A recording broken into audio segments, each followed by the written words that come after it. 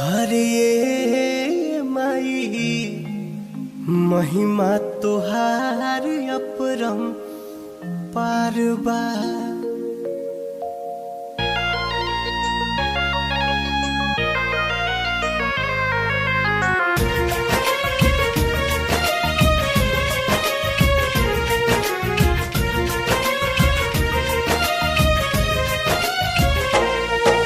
सात सुर के जननी तू ही वीणा वाली, रणभूमि रणचंडी रूप में भैलू माता काली। धर्म रखे धरती पायलू बन के शेरा वाली। माई महिमा तोहार अपरम पारबा। हे माई महिमा तोहार अपरम पारबा।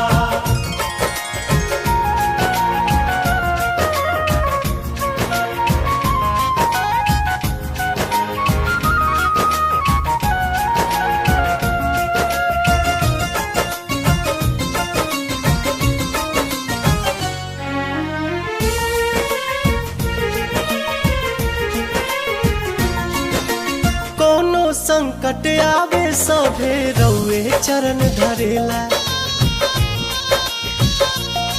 हर कोनो संकट आवे सभे रउए चरण धरेला।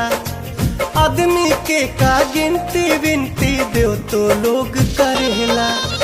तीनों लोक में नइखे केहू हो, तीनों लोक में नइखे केहू रउआ यस बलशाली। माई महिमा तोहार अपरम पारबा।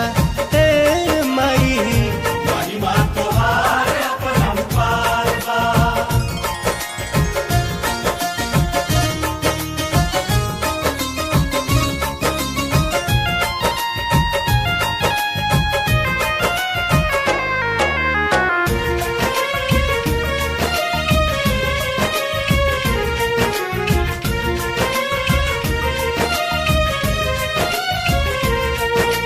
भक्त के खातिर जग में माई जहवा जहवा जालू।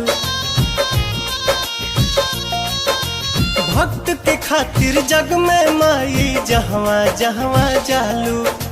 नया रूप आ नया नाम से वही जा तू पुजालू। शक्ति पीठ या शक्ति धाम से हो, शक्ति पीठ या शक्ति धाम से केहू न लौटल खाली। माई महिमा तोहार अपरम पारबा।